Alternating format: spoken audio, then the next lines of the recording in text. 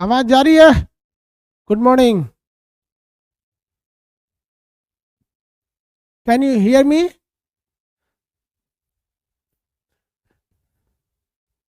CBSE वालों के लिए can you hear me? Hindi medium वालों के लिए मेरा आवाज जा रहा है? और भोजपुरी के लिए सुनाता हमर बतिया।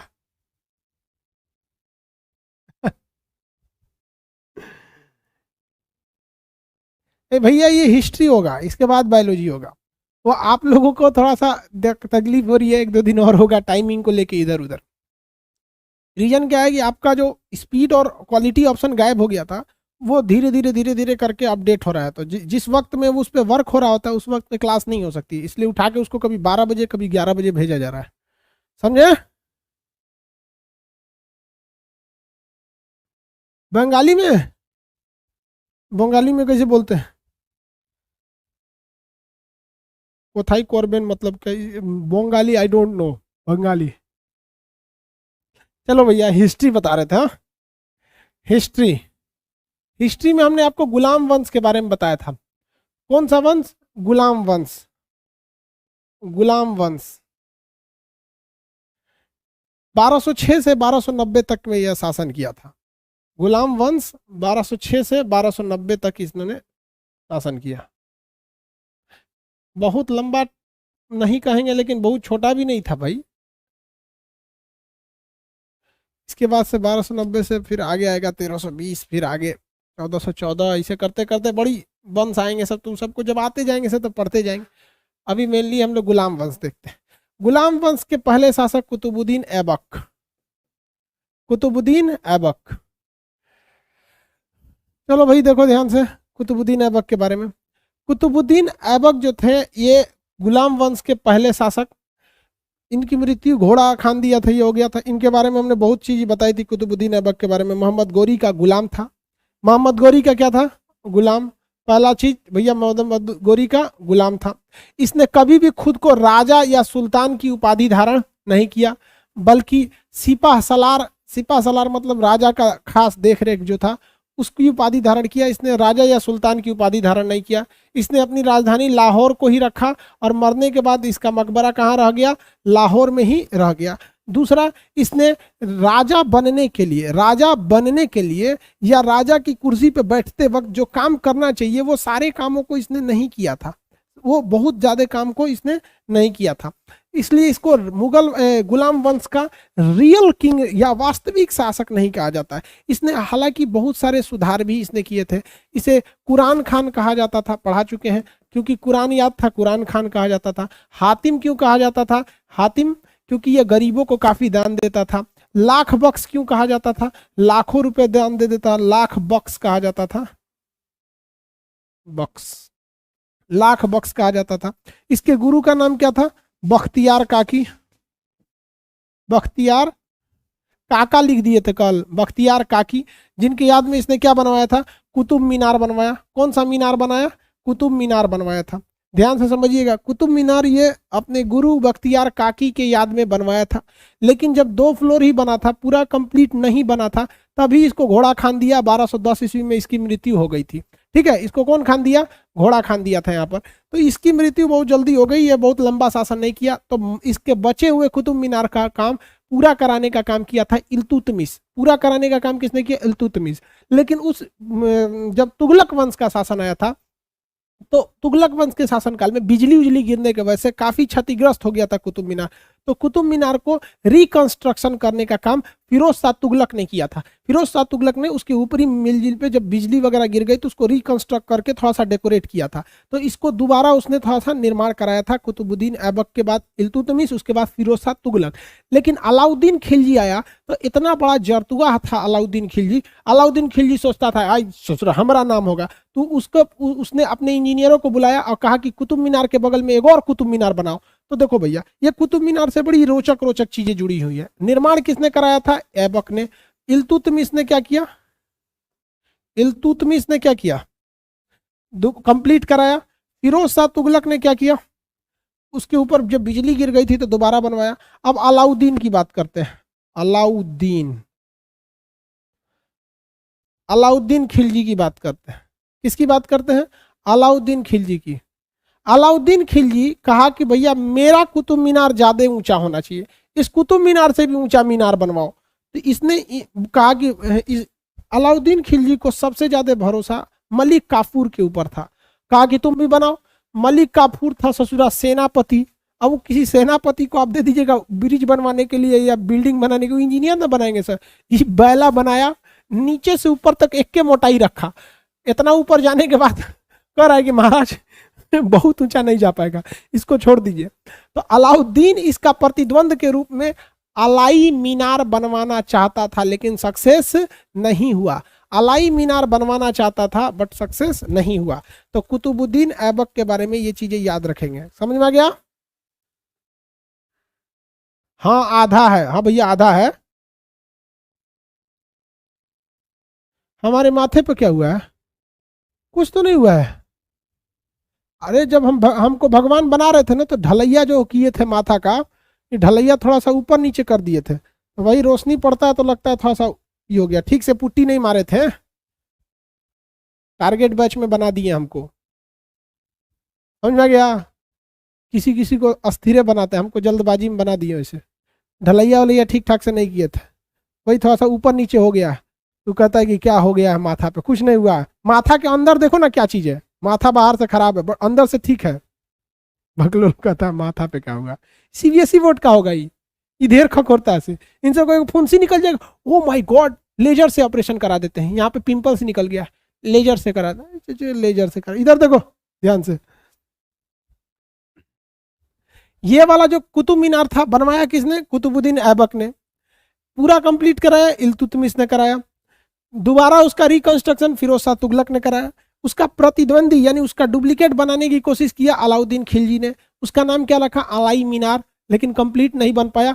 कुतुब मीनार के बगले में है, थोड़ा दूरी पे अलाई मीनार, जाके देखिएगा आधा कंप्लीट बना हुआ है। दिल्ली जो है, अब दिल्ली तो बहुत बड़ा है, उसमें एक स्पेसिफिक जगह है मेहरौली। तो दिल्ली एकदम वहां पे आउट हो जाता है, मेहरौली के पास में खत्म हो जाता है और सुनसान हो जाता है वहां पे। तो मेहरौली में है ये कुतुब मीनार। समझ में आ गया?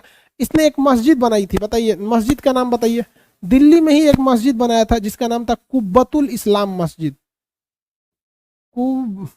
कुब्बतुल इस्लाम मस्जिद, इस्लाम मस्जिद किसने बनवाया? कुतुबुद्दीन ऐबक ने बनवाया। लेकिन इस मस्जिद के आगे एक अलाई दरबार बनवा दिया अलाउद्दीन खिलजी ने। मस्जिद का निर्माण, कुब्बतुल इस्लाम मस्जिद का निर्माण किसने कराया? कुतुबुद्दीन ऐबक ने। लेकिन इस मस्जिद के आगे गेट नहीं था, भव्य द्वार नहीं था, तो एक भव्य द्वार बनवा दिया। उस द्वार का नाम रखा गया था अलाई दरबार। अलाई दरबार मतलब क्या था? वो गेट था, उसने बनवाया नहीं था, गेट बनवा दिया। यहाँ कहा गया चचुरा हम भी बनवाएंगे यहाँ पर। 2.5 दिन का झोपड़ा मस्जिद किसने बनवाया? कुतुबुद्दीन ऐबक ने ही बनवाया। कुतुबुद्दीन ऐबक बनवाया था। कुतुबुद्दीन ऐबक इंडिया की ओर, वर्तमान इंडिया की ओर उतना फोकस नहीं रहा, वो ज्यादातर उधर ही रहा था। इसके दरबार में 2 सबसे फेमस इतिहासकार या रचयिताकार रहते थे। एक का नाम था मिनहाजुस सिराज, मिनहाजुस सिराज, और एक का नाम था हसन निजामी। तो मिनहाजुस सिराज और हसन निजामी किसके दरबार में सुशोभित थे? तो वो थे कुतुबुद्दीन ऐबक के दरबार में। 2 रचयिताकार, एक का नाम था मिनहाजुस सिराज, मिनहाज उस सिराज, मिनहाजुस सिराज, और एक का नाम था हसन निजामी, हसन निजामी, हसन निजामी, हसन निजामी था। ध्यान से दे, मिनहाजुस सिराज ने एक पुस्तक लिखा है जिसका नाम है तबकाते नासिरी। तबकात ए नासरी, नासरी, तबकाते नासरी। और हसन निजामी ने जो पुस्तक लिखा है उसका नाम है ताजुल नासरी, ताज उल नासरी, ताज उल नासरी, ताज उल नासरी। ये किसकी पुस्तक है? हसन निजामी की। ये सब किसके दरबार में थे? कुतुबुद्दीन ऐबक के दरबार में थे। किसके दरबार में? कुतुबुद्दीन ऐबक के दरबार में थे। कुतुबुद्दीन ऐबक की मृत्यु लाहौर में चौगाना यानी पोलो खेलते वक्त हुई थी 1200 10 ईस्वी में उसकी मृत्यु हो गई थी। इसके मृत्यु जो हुई थी तो इसका मकबरा कहाँ बनाया गया, लाहौर में ही बनाया गया। ये भारत वर्तमान समय में जो भारत दिख रहा है ये उस एरिया में उतना ये दिलचस्पी नहीं था। जब ये मरा तो इसका मकबरा वहीं बनाया गया। इसे वास्तविक संस्थापक नहीं कहा जाता है क्योंकि इसने अपने नाम का खुतबा नहीं पढ़ाया था। मतलब नमाज वगैरह के पहले जो थी राजा वजा की तारीफें चलती थी या जगह जगह पे उसके बारे में पढ़ाया जाता था, तो ऐसा इसने खुतबा नहीं चलाया था। और ना ही इसने अपने दुश्मनों का, ना ही इसने कोई बड़ा युद्ध लड़ा था, ना ही इसने सिक्का चलाया था, और ना ही इसने कोई नई पद्धति को चालू किया था। इसलिए इसे वास्तविक संस्थापक नहीं कहते हैं बल्कि गुलाम वंश का पहला शासक कहते हैं। सबसे बड़ा इसने गलती क्या किया था कि उस वक्त एक प्रचलन था कि खलीफा से जाके आपको परमिशन लेना होता था। उस परमिशन को खिलात कहा जाता था। खिलात क्या था भाई साहब, खिलात होता था परमिशन लेना। खिलात, खिलात, खिलात क्या था, ये एक तरह की डिग्री होती थी। जैसे आपको डॉक्टर बनने के लिए जैसे एमबीबीएस की डिग्री चाहिए, पीजी चाहिए होता है, वैसे आपको अलग अलग डिग्री लेनी होती है। तो उस वक्त राजा को खलीफा यानी धार्मिक गुरु से, ईरान में बैठता था उस वक्त, तो उस धार्मिक गुरु से इन लोगों को परमिशन लेना होता था। उस परमिशन को कहा जाता था खिलात। वो डिग्री थी कि हम राजा बनने जा रहे हैं, हमें आप एक धार्मिक डिग्री दे दीजिए। इसने धार्मिक डिग्री नहीं लिया, इसीलिए इतिहासकार इसे गुलाम वंश का वास्तविक संस्थापक नहीं मानते हैं। वास्तविक संस्थापक नहीं मानते हैं। सुल्तान की उपाधि वगैरह भी नहीं लिया। इसने सिपा सलार की ही उपाधि, या फिर मतलब एक गुलाम या सिपा सलार, मतलब सिपा सलार राजा का सबसे करीबी टाइप का रहता था जिसके पास में युद्ध वगैरह की पावर रहती थी, तो सिपा सलार के रूप में ही इसने जिंदगी बिता दी थी। समझ में आ गया। दूसरा, इसने राजधानी लाहौर में ही रख दिया, जबकि गुलाम वंश के इस वंश में जितने रहे सब उन्होंने दिल्ली के आसपास शासन किया। इसलिए इस दौर में जो 5 वंश आए उन्हें हम दिल्ली सल्तनत कहते हैं। उन्हें क्या कहते हैं, दिल्ली सल्तनत। चाहे वो गुलाम वंश हो, दिल्ली से ही शासन किया, तुगलक वंश हो, दिल्ली से ही किया, खिलजी वंश दिल्ली से ही किया, सैयद वंश दिल्ली से किया, लोधी वंश दिल्ली से किया। तो जो इस दौरान मुस्लिम शासक आए 1200 से लेकर 1500 ईस्वी, ये 300 सालों तक, ये 300 जो साल था इसमें मुस्लिम शासक जरूर रहे, और वो ज़्यादातर कोई तुर्क था तो कोई अफगानी था, कोई कुछ था, बट वो लोग दिल्ली के ही इर्द गिर्द शासन किए। इसलिए इस समय को दिल्ली सल्तनत का काल कहते हैं, जो 1200 लेके 1526 तक था, जब तक बाबर नहीं आया था। तो मोटा मोटी आप ये कह सकते हैं कि 300 साल तक ये जो शासन रहा था, तो दिल्ली सल्तनत कहते हैं। तो दिल्ली सल्तनत में ससुरा कुतुबुद्दीन ऐबक पहला शासक था, तो वह लाहौर में था, इसलिए इसे प्रारंभिक वास्तविक संस्थापक नहीं कहा जाता है। किसी को कुतुबुद्दीन ऐबक में प्रॉब्लम है, 2.5 दिन का झोपड़ा कहाँ है, ये अजमेर में है। ये संस्कृत विद्यालय था जिसे मस्जिद बनाया गया, 2.5 दिन में कंप्लीट हो गया था, इसलिए इसका नाम 2.5 दिन का झोपड़ा रख दिया गया। कुब्बतुल इस्लाम मस्जिद कहाँ पर है, दिल्ली में है। इसका मेन गेट कुतुबुद्दीन ऐबक ने बना के अलाउद्दीन खिलजी ने बनवाया था, जिस कारण इसे क्या कहते हैं भैया कि अलाई मीनार कहते हैं। कुतुबुद्दीन ऐबक का सेनापति का नाम क्या था, बख्तियार खिलजी। बख्तियार खिलजी, बख्तियार खिलजी ने बिहार में एक शहर बसाया जिसका नाम था बिहार शरीफ। आज भी नालंदा डिस्ट्रिक्ट का मुख्यालय बिहार शरीफ है। नालंदा डिस्ट्रिक्ट में स्थित नालंदा विश्वविद्यालय को जलाने वाला था बख्तियार खिलजी। वहाँ एक स्टेशन भी है बख्तियारपुर।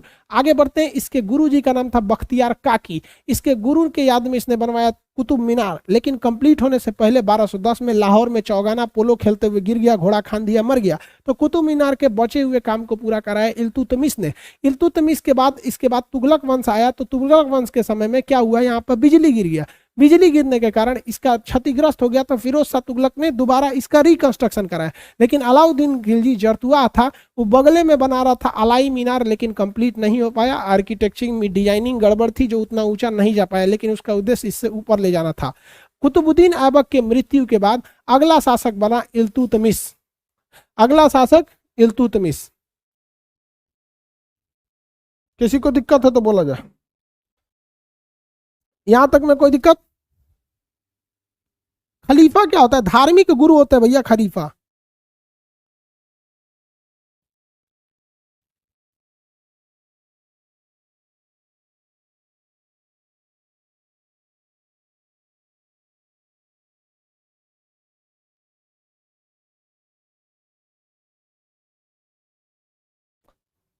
अरे भाई, धार्मिक गुरु होता है खलीफा। जैसे आपको खलीफा कैसे बताएं, हिंदू धर्म में शंकराचार्य सुने हैं? हिंदू धर्म में आपने शंकराचार्य सुना है? शंकराचार्य जैसे स्वरूपानंद सरस्वती हैं, ऐसे ऐसे करके बहुत सारे शंकराचार्य हैं भारत में।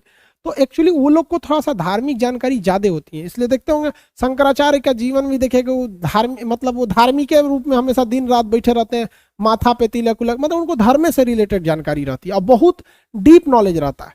नॉर्मल जो हम लोग के गांव में पंडित जी आज आते हैं, इन लोग से बहुत ज्यादा नॉर्मल जानकारी उनको रहता है शंकराचार्य को। वैसे ही इस्लाम धर्म में खलीफा होते थे, तो धार्मिक उनके पास खलीफा से क्या लेना होता था, खिलाफ मतलब प्रमाण पत्र कि हाँ हम राजा बनने जा रहे हैं, शपथ लेते हैं कि ईमानदारी से काम वगैरह करेंगे, उस समय की परंपरा थी। अब देखिए कुतुबुद्दीन ऐबक मरा, तो कुतुबुद्दीन ऐबक के मरने के बाद आराम शाह शासक बन गया। आराम शाह तो ससुरा योग्य शासक नहीं था। आराम शाह 1 साल शासन किया, 1210 में ये मरा, तो 1210 से 1211 तक शासन किया। इसको अगला पेज कर देते हैं, ऐबक के बाद अगला पेज। दूसरा शासक आया आराम शाह। आराम शाह ये किसी भी काम का शासक नहीं था। मरने के बाद 1 साल तक ये शासन किए, कुछ खास शासन ये इनका नहीं रहा। ये कैसा शासक था? अयोग्य शासक था। अयोग्य अयोग्य शासक, इनकी कोई खास जानकारी वगैरह नहीं थी, तो इसको हटा के शासक बन गया कौन? इल्तुतमिश। इल्तुतमिश शासक बन गया। और ये कब से रहा? 1200 इसमें हटाया, ये हटा के शासक बनते बनते इसको 1 साल और लग गया, तो ये 1210 से 11 तक रहा। और ये 1211 मान के चलिए, हालांकि 1212 तक में ये आया था और 1236 तक में ये शासन किया था। किसने? इल्तुतमिश ने। इल्तुतमिश ये 1 साल तक अब बहराम शाही रहे। इल्तुतमिश जो था वो राजा बनने से पहले, सुल्तान बनने से पहले क्या था? सूबेदार था। ये क्या था? सूबेदार। सूबेदार ये सूबेदार कहाँ का था? यूपी के एक जगह है बदायूं। बदायूं यूपी में एक जगह है बदायूं, जो दिल्ली के करीब है। जो कहाँ पे है? दिल्ली के करीब है, इसलिए इसका दिल्ली से लगाव ज्यादा था। बदायूं यूपी। क्या हो गया जी? ये देखो 11 के लास्ट में ये शासक बना, तो आप इसे 12 भी कह सकते हो। यहां देखो ध्यान से, तो ये कहां का सुल्तान था भैया? बदायूं का सुल्तान था। बदायूं कहां पर है? यूपी में है भाई, बिहार में बोलता है। यूपी में बदायूं का शासक था, इसलिए दिल्ली के करीब था, तो इसने राजधानी कहां बना दिया? राजधानी दिल्ली बना दिया। राजधानी कहां बना दिया? दिल्ली बना दिया। दिल्ली बना दिया। ये शासक जब बना तो इसने राजधानी दिल्ली बनाया और सिक्का चालू किया। इसने क्या चालू किया? खुतबा। खुतबा खुतबा राजा का खुतबा पढ़ा जाता है। नमाज से पहले इसको कुछ कुछ बताया जाता था कि हमारे राजा ने ऐसा किया वैसा किया। फिर महफिल होती थी, उसमें बताया जाता था खुतबा। उसके बाद इसने ना सिक्का चालू किया। सिक्का सिक्का यानी मुद्रा चालू किया। मुद्रा मुद्रा और ये मुद्रा 2 टाइप का था। एक था तांबा का जीतल, तांबा का था जीतल,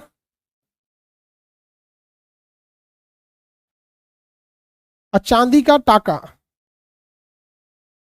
चांदी का इसने टाका चालू किया। टांका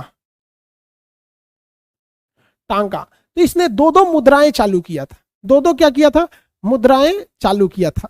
लेकिन इसका युद्ध हो गया तराई के मैदान में। इल्तुतमिश का क्या हो गया? तराई के मैदान। क्या कह रहा है भाई? सुनिए ध्यान से, इसका तराई के मैदान में लड़ाई हो गया। अब तराई के मैदान में 1215 में इसका युद्ध हो गया। 1215 में तराइन का तराइन हरियाणा के पास है, तराइन का तृतीय युद्ध हो गया। अब भैया इस युद्ध में तो एक और तो समझ में आता है कि इल्तुतमिश होगा। इल्तुतमिश तो दूसरी ओर कौन होगा? दूसरी ओर था यालदोज। यालदोज। अब ये यालदोज कौन है भैया? देखो भाई ध्यान से समझिए, कुबाला, यालदोज और इल्तुतमिश, ये ध्यान से समझिए। जो मोहम्मद गौरी था, ये मोहम्मद गौरी के पास 3 ठो गुलाम थे। एक का नाम था ऐबक, जो बेटी फंसा लिया। एक का नाम था यालदोज और एक का नाम था कुबाजा। तो देखिए ऐबक जब मरा, देखिए कुतुबुद्दीन ऐबक जब मरा तो इसकी गद्दी कौन ले लिया? आराम शाह, तो आराम शाह को हटाइए ना, एक साल शासक ही रहा। इल्तुतमिश लिया, इल्तुतमिश लिया, किसने ले लिया? इल्तुतमिश। तो भैया इल्तुतमिश जैसे गद्दी लिया, याल्दोज कहा कि ससुरा तुम कौन होता है रे, तुम कौन होता है, ये मरा तो हम लेंगे। कुबाजा कोई खास योग्य नहीं था, याल्दोज योद्ध था, तो याल्दोज आके लड़ लिया किसके? इल्तुतमिश से। लेकिन इल्तुतमिश को पहले से पता था, जब ये आराम शाह को हटा रहा था तभी इल्तुतमिश को पता था कि याल्दोज आएगा युद्ध करने, तो ये पहले से तैयारी में था और याल्दोज को हरा दिया। तो इल्तुतमिश ने किसको हरा दिया? याल्दोज को। तो तराइन के प्रथम और द्वितीय युद्ध तो मोहम्मद गौरी और पृथ्वीराज चौहान के बीच रहा, लेकिन तराइन का तृतीय युद्ध किसके बीच? इल्तुतमिश और याल्दोज के बीच हुआ। इसमें कौन जीत गया? इल्तुतमिश जीत गया। समझ में आ गया? आगे बढ़े। याल्दोज, कुबाजा कुछ खास योग्य नहीं था, किसी को कोई दिक्कत नहीं। तो आप देखिए, जो राजा के अंदर डिग्री होनी चाहिए, जो जो योग्यता होनी चाहिए, वो सारी योग्यताएं कौन लेते जा रहा था? इल्तुतमिश लेते जा रहा था। अब इसको हरा दिया तो अब इसने फाइनली उपाधि धारण किया किसका? सुल्तान का, सुल्तान का। और जाके किससे ले लिया? खलीफा से खिलत ले लिया, खलीफा। खलीफा से क्या ले लिया? खिलअत ले लिया, खिलअत, खिलअत, खिलअत ले लिया। तो देखिए, जो जो राजा के अंदर गुण होना चाहिए, युद्ध भी किया था, याल्दोज से हरा दिया युद्ध में, राजा से खिलअत भी ले लिया, ईरान के खलीफा से, सुल्तान की उपाधि भी धारण कर लिया, अपना खुतबा भी पढ़ा दिया, सिक्का भी चालू कर दिया, राजधानी भी दिल्ली लेके चलाया। योग्य तो था, लेकिन हो गया भीषण बवाल इसके समय में। दिक्कत क्या हो गया भैया इसके समय में? ससुरा एगो आदमी था जिसका नाम था जियाउद्दीन मांगबरनी। क्या नाम था? जियाउद्दीन मांगबरनी। तो जियाउद्दीन मांगबरनी अचानक भागते भागते दिल्ली पहुंचा। जियाउद्दीन मांगबरनी भागते भागते कहां पहुंचा? दिल्ली पहुंचा। तो दिल्ली का शासक कौन था? दिल्ली का शासक उस समय था इल्तुतमिश। इल्तुतमिश से कहा, महाराज हमको बचा लीजिए, हमारा जान खतरे में है, हमको बचा लीजिए। इल्तुतमिश ने कहा, कोई बात नहीं, आओ हमारे शरण में, हम तुम्हारी जान बचा लेंगे, कोई दिक्कत नहीं, इसको मेहमान खाने में रखा जाए। उसको रख लिया गया जियाउद्दीन मांगबरनी को। कहा रात में खाने पर बुलाइएगा, ये राजा के साथ खाना खाएगा। तो रात में खाने पे बुलाया गया, भोज पर। इधर इल्तुतमिश बैठा था, वहाँ बगल में इसका खाने के लिए बिस्तर लगाए, बेड वो लगाया गया, कुर्सी, भैया तुम भी खाओ। जियाउद्दीन मांगबरनी और इल्तुतमिश खा रहे थे, आराम से बातचीत चल रहा था। तो इल्तुतमिश ने पूछा, रे जियाउद्दीन, तोरा कौन चोटिया रहा है? चोटियाने का मतलब समझते हैं? तोरा कौन मार रहा है? कहा गए महाराज वो है एगो ससुरा चंगेज खान नाम है का, चंगेज खान, वही हमको पीछे पड़ा है। इल्तुतमिश का माथा ठनक गया, रे चंगेज खान तोरा दौड़ाया है? उस समय का सबसे जालिम शासक था चंगेज खान। जहां मारता था ना, जिस जगह पे, वहां वो ये नहीं देखता था कि औरत को मार रहे हैं या बच्चा को मार रहे हैं या आदमी को मार रहे हैं। उसकी सेना को सीधा आदेश था कि मुंडी काट के रख दो। उसकी सेना इतनी निर्दयी थी, इतनी निर्दयी थी कि भाला में ना मुंडी कोच कोच के रखती थी, और जिसके भाला में ज्यादा मुंडी कोच आएगा उसको इनाम मिलता था। तो चंगेज खान की सेना इतना ना सर काटती थी इनाम के लिए कि ज्यादा से ज्यादा सर काटा जाए। वो किसी गर्भवती महिला को मारते थे तो महिला का सर काटने के बाद उस महिला का पेट चीर देते थे, उसमें से बच्चा निकाल के उसका भी सर काट के गूंथ देते थे। सब इतने जालिम थे सब चंगेज खान वाले। इतिहास में चंगेज खान इतना निर्दयी, मतलब हत्यारा, मतलब जिस तरह से उसका युद्ध वार बिहेवियर था, बहुत घिनौना था। अब ससुरा इल्तुतमिश ने कहा कि रे चोट्टा, वो तुमको दौड़ाया है तो तुम पहले क्यों नहीं बताए रे हरामी कहीं का, हमहू मराएंगे। रे नौकर चाकर, एक मुंह में से खाना निकाल, तो रे मुंह में से निकाल, अरे मुंह में से निकाल, चोट्टा कहीं का, हमरो मरवाएगा, भगा भगा, एक बोरा में रख के भेज दे पाकिस्तान की ओर। भगा दिया उसको। इल्तुतमिश उसको फोन किया चंगेज खान को, उस समय फोन तो था नहीं, संदेश भेजा, अरे महाराज आपके यहाँ से आया था, कह रहा था हमको रख लीजिए, हम नहीं रखे, तुरंत भगा दिए, देखिए तो हम कितने अच्छे हैं। ससुरा बचा लिया दिल्ली को, नहीं तो चंगेज खनवा जो था उस ससुरा जियाउद्दीन मांगबरनी का पीछा करते करते दिल्ली पहुंच जाता। और ये बात वास्तविकता थी कि उस समय चंगेज खान से टक्कर लेने वाला इस क्षेत्र में, समझ लीजिए तो एशिया का जो दक्षिणी भाग है, कोई मौजूद नहीं था। बहुत ही जालिम और क्रूर शासक था। इल्तुतमिश तो किसी कीमत पर उसका मुकाबला नहीं कर सकता था और भारत दिल्ली को बचा लिया। वो एक बहुत बड़े नरसंहार से बहुत अच्छा काम किया। इसी वजह से इल्तुतमिश को गुलाम वंश का वास्तविक संस्थापक कहा जाता है, जबकि कुतुबुद्दीन ऐबक पहले शासक थे लेकिन वास्तविक रूप से उन्हें संस्थापक के रूप में जो काम करना चाहिए वो नहीं किया था। तो इल्तुतमिश ने बहुत समझदारी का काम किया, सोचा तुरंत भगा दिया। इसलिए कोई आपसे मदद मांगने आए ना तो पहले पूछ लीजिएगा तेरा दौरा कौन रहा है समझा गया ना, न तो बहुत ही दिक्कत हो जाएगा। पता चला दूसरे के लड़ाई के चक्कर में अपने मरा जाएगा आदमी, समझेगा कि नहीं आएगा। फिलिस्तीन का लोग साथ क्यों नहीं दे रहे थे युद्ध में? क्योंकि उसको कौन दौड़ा रहा था? इजराइल। जानते थे ढेर साथ देंगे तो इससे हमरो मार देगा, इसलिए साइड साइड से दोनों को लोग समझा रहा था, अरे लड़ाई झगड़ा गलत बात है, नहीं करना चाहिए, ठीक नहीं है। काहे ना कोई जल्दी गया छुड़ाने के लिए, पता था ससुरा इजराइल में चंगेज खान की तरह है, हमरो पूछ देगा। समझ में आ रहा है? इल्तुतमिश। आगे बढ़े।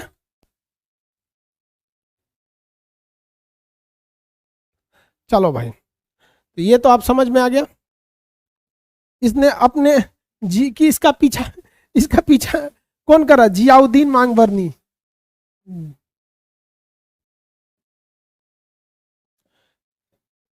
जियाउद्दीन मांगबरनी का पीछा कौन कर रहा था? Genghis Khan. Genghis Khan. इसने क्या शरण दिया? नहीं शरण दिया, इसने शरण नहीं दिया। इस अलाउद्दीन इसने क्या किया, अब आगे देखते हैं। भारत में इसने मकबरा निर्माण की पद्धति चालू किया। मकबरा, गुंबद, मीनार। गुंबद और मकबरा की पद्धति भारत में सबसे पहले किसने चालू किया था? इसी इल्तुतमिश ने चालू किया। मकबरा और गुंबद निर्माण की पद्धति इसी ने चालू किया। उसके बाद मकबरा देखते हैं ना, ऐसे गुंबद ऐसे गोल होता है, जैसे ताजमहल क्या है? एक मकबरा है। मकबरा किसे कहते हैं? बड़ा बड़ा आदमी जब मरता है ना तो उसके अगल बगल में खूब बड़ा बिल्डिंग विल्डिंग बना दिया जाता है, मकबरा टाइप का। जैसे ताजमहल क्या है? मुमताज महल मरी है और शाहजहां मरा है, तो इन दोनों की कब्र के ऊपर ऐसे मकबरा बना दिया गया है, तो उसी को बोलते हैं मकबरा। बहुत तो जो इसमें इस्लाम धर्म में मकबरा उन्हीं का बनता है जो बहुत ही योग्य होते हैं या जो फेमस होते हैं लोग। अब बाकी अब नॉर्मल आदमी ऐसे दफना दिया जाता है, और उसके बाद 40वां तक लोग घर जाते हैं, उसके कब्रिस्तान में जाते हैं चिराग उराग जलाने, मतलब अगरबत्ती जलाने, दुआ हुआ मांगने। 40वां के बाद एक बार सोबरात में याद आते हैं लोग। मुसलमान में एक त्यौहार होता है सोबरात, तो वो में कैटेगरी है। एक धर्म के लोग, मुसलमान में भी कुछ लोग सोबरात मनाते हैं, कुछ कहता ई का होता है। जैसे कुछ उसमें कुछ फिरका है जो सोबरात नहीं मनाता है, और कुछ फिरका है जो सोबरात के दिन कब्रिस्तान में जाते हैं, अपने पूर्वजों की कब्र को थोड़ा साफ सफाई करते हैं, वहाँ अगरबत्ती वगैरह जलाते हैं, पूजा पाठ करते हैं, इबादत करते हैं, अपने घर के ऊपर दिवाली की तरह अगरबत्ती मोमबत्ती ये सब सजाते हैं लोग। और कुछ नहीं। तो अब इसमें कौन है भाई? बड़ी कॉम्प्लिकेटेड है। अभी हम बोलेंगे तो सब कहेगा तू ज्यादा बोलता है तुम।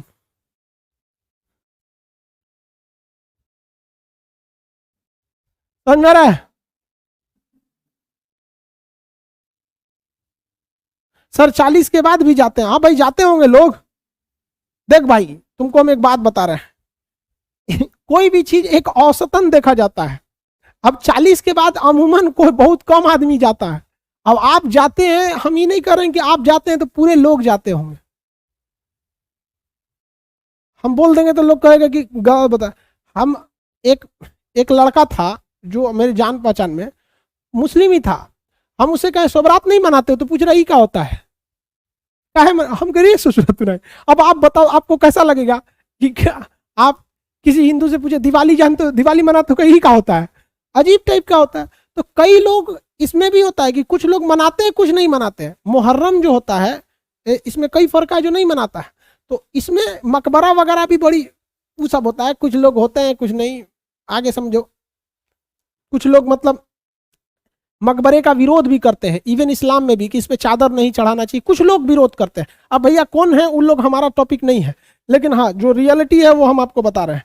कुछ कहते हैं कि मजार पे मत जाइए, दुआ मत मांगिए, और कुछ कहते हैं मजार पे जाइए और दुआ मांगिए। ले कौन सही कौन गलत छोड़ो यार, हमको तो वैसे भी हम बोलेंगे तो लोग कहेंगे तू ढेर जानता है। देखो गुंबद निर्माण की कला, ये बहुत होशियार था इल्तुतमिश। इल्तुतमिश के पास चांदी और सोने की कमी थी।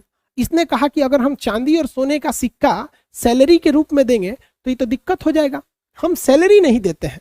इसने इतिहास उठाया और भारत में सातवाहन शासक को पढ़िएगा तो सातवाहनों में हम आपको बढ़ाए थे, ये जमीन देने की प्रथा थी, भूदान प्रथा। क्या थी? भूदान प्रथा, जमीन देने की प्रथा। जैसे भारत में सामंती व्यवस्था थी, हम आपको सैलरी नहीं देंगे, बदले आपको कुछ जमीन देंगे। तो इसने सेम टू सेम सामंत व्यवस्था की तरह, जिस तरह सामंत व्यवस्था थी उसी को उर्दू में इक्ता व्यवस्था कर दिया। क्या कर दिया? इक्ता व्यवस्था। दोनों में कोई अंतर नहीं है। जिस तरह सामंती व्यवस्था थी उसी तरह इक्ता व्यवस्था थी। सामंती व्यवस्था के तहत जमीन लेने वाला सामंत कहलाता था, इक्ता व्यवस्था के तहत सैलरी के बदले जमीन लेने वाला इक्तादार कहलाता था। तो सैलरी के बदले जमीन देने की प्रथा जो भारत में पहले से सामंती व्यवस्था के नाम से प्रचलित थी, उसी का दोबारा स्टार्ट करने का श्रेय दिल्ली सल्तनत में इल्तुतमिश को जाता है। इसने जमीन के बदले क्या देना चालू किया? जमीन के बदले इसने सैलरी के रूप में सैलरी के रूप में जमीन यानी इक्ता व्यवस्था चालू किया। इसने चालीसा दल बनाया। क्या बनाया? चालीसा दल। चालीसा दल क्या था? ये इसके मंत्रिमंडल थे। ये 40 तुर्क सरदार, अब एक्चुअली ये लोग तुर्क के रहने वाले थे, तो ये 40 तुर्क सरदारों का एक मंत्रिमंडल बनाया जिसके सलाह पर यह काम किया करता था। इसके सलाह पर क्या करता था? काम किया करता था। तो उसी के सलाह पर यह काम करता था, तो उसे चालीसा दल कहा गया। इस चालीसा दल ये इस तरह से कर लिए तो इसका मंत्रिमंडल था। किसका मंत्रिमंडल था? तो इल्तुतमिश का मंत्रिमंडल था। किसी को कोई दिक्कत? इल्तुतमिश जब जिंदा था तो इसका जो बेटा था रुकनुद्दीन, वो योग्य नहीं था, बकलोल था ससुरा, उतना योग्य नहीं था। तो इसने अपनी बेटी रजिया सुल्तान को कहा कि तुम ही शासिका बनना आने वाले वक्त में। तो जब 1236 ईस्वी में इल्तुतमिश की मौत हुई तो इसका बेटी को बनना चाहिए, रजिया सुल्तान को शासिका। क्या बनना चाहिए? शासिका बनना चाहिए। और इल्तुतमिश लिख के भी चला गया कि रजिया सुल्तान को ही शासक बनाया जाए। लेकिन इसके मरने के बाद रुकनुद्दीन शासक बन गया।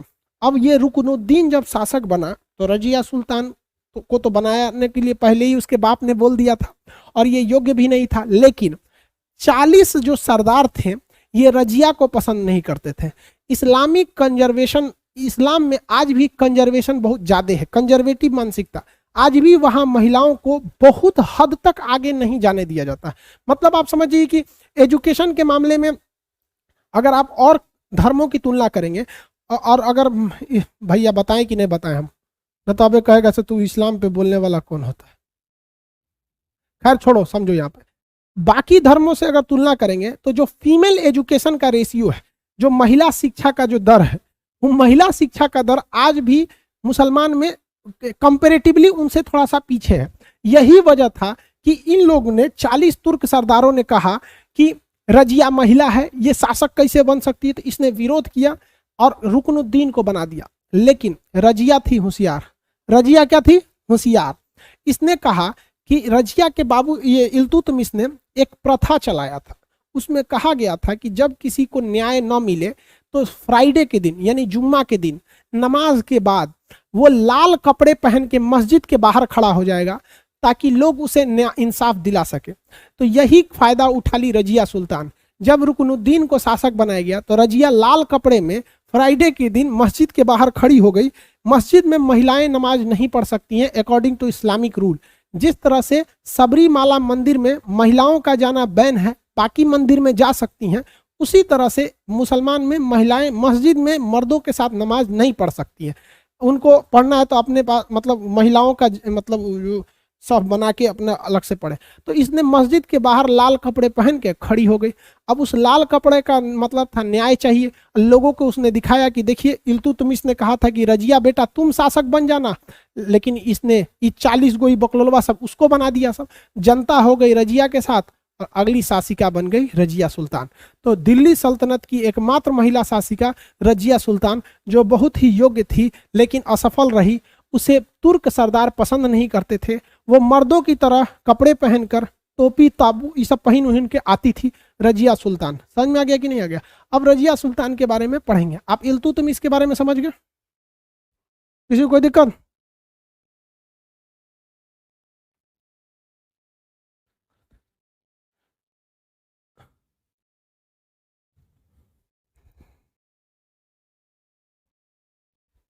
इल्तुतमिश चलिए अब आपसे सवाल पूछे जाएंगे। गुलाम वंश का वास्तविक संस्थापक, गुलाम वंश का वास्तविक संस्थापक, हाँ वेरी गुड, इल्तुतमिश। कुतुबुद्दीन ऐबक तो संस्थापक था। जियाउद्दीन मांगबरनी का पीछा कौन शासक कर रहा था? जियाउद्दीन मांगबरनी का पीछा Genghis Khan, very good.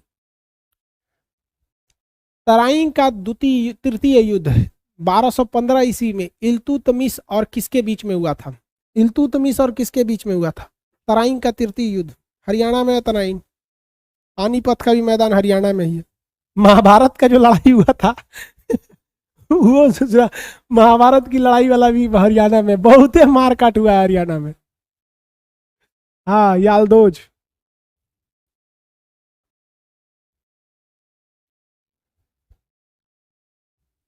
यालदोज, very good.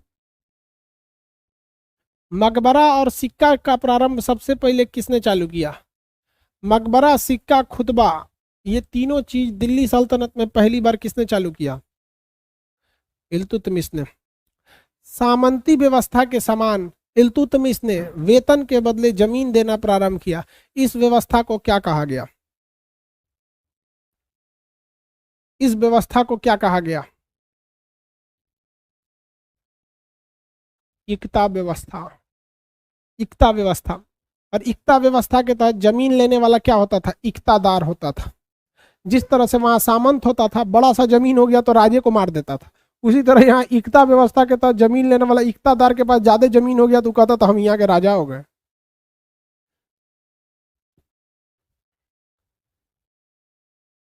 Iran के खलीफा से जो डिग्री ली जाती थी उस डिग्री को क्या कहा जाता था? जिसे कुतुबुद्दीन ऐबक ने नहीं लिया बल्कि इल्तुतमिश ने लिया, उस डिग्री को क्या कहा जाता था?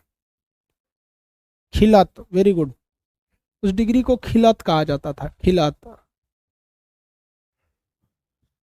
कुतुबुद्दीन ऐबक जो था वो मोहम्मद गोरी का गुलाम था। मोहम्मद गोरी के गुलाम थे 3। कुतुबुद्दीन ऐबक के अलावे 2 और गुलामों के नाम बताइए। मोहम्मद गोरी के अलावे 2 और गुलामों के नाम बताएंगे।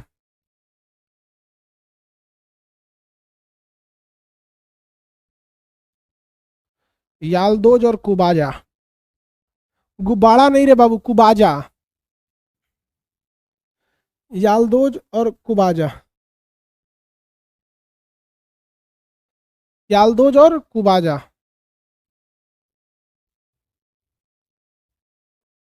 यालदोज और कुबाजा।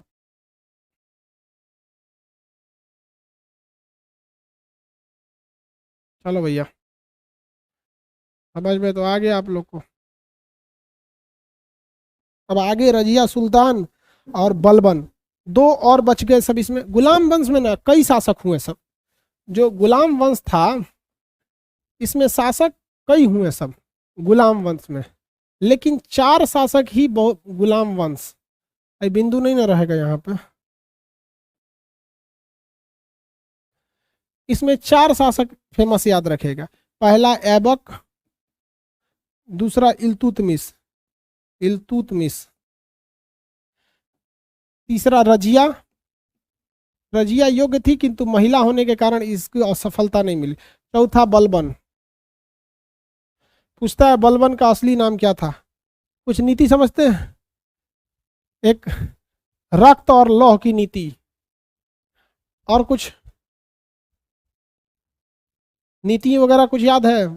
सबके बारे में आगे पढ़ाएंगे। ये 4 ठो, अब ये 2 ठो पढ़ा दिए, अब ये 2 ठो कल पढ़ा देंगे। ठीक है, आज के लिए इतना ही।